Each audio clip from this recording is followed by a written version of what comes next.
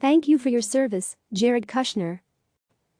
Peter Bergen is CNN's national security analyst, a vice president at New America, and a professor of practice at Arizona State University. He is the editor of the Coronavirus Daily Brief and author of the new book Trump and His Generals, The Cost of Chaos. The opinions expressed in this commentary are his own. View more opinion articles at CNN. What is most galling as the nation faces its worst crisis since World War II is how the Trump family keeps demanding recognition for their brilliant work and also our thanks for the catastrophic mess they have helped land us all in.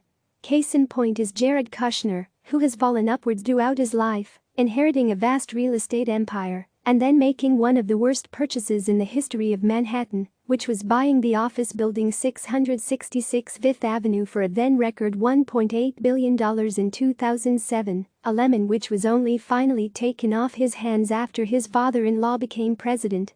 So, perhaps it was only fitting that he was awarded the job of Shadow Secretary of State at the beginning of the Trump administration. Kushner was in charge of managing the U.S.-China portfolio, a responsibility that drew criticism, given Kushner's own business interests with China.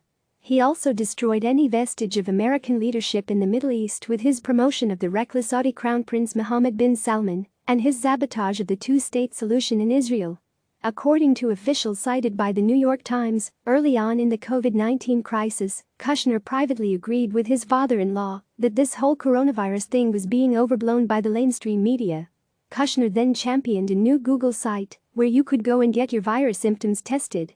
His father-in-law touted 1,700 Google engineers who were working on the site at a White House news conference in March. If that sounds like a fantasy, it was. And now, Kushner comes to Fox News, the Pravda of the Trump administration, to marvel on Wednesday that the Trump administration's response to the coronavirus is a great success story, claim that we have all the testing we need to start opening the country, and state his hope that by July, the country's really rocking again. This is as more than 60,000 Americans lie dead, more than the death toll of the Vietnam War, and more than 1 million have been confirmed to have been infected with the virus with no end in sight. There is widespread agreement among experts that we don't have the testing capabilities to return to any semblance of normal life, and also that a second wave of infections could hit the country badly later in the year. During World War II, the United States had Franklin Delano Roosevelt and George Marshall to navigate us through a crisis that saw the U.S. spend more than a third of its GDP, and during which more than 12 million Americans donned military uniforms. Today, we have a completely unreliable president. Anyone can get a coronavirus test. The virus will disappear when the warm weather comes. The list of Trump's whoppers goes on and on and on and on. And his feckless son-in-law's coronavirus czar prattling on about bringing more private sector efficiency to government. Meanwhile, Trump demands thanks from governors when he is just barely doing his job as president. This is the kind of thing we expect in a banana republic, the nepotistic incompetence and the demands from the public to lavish praise on the brilliant ruling family.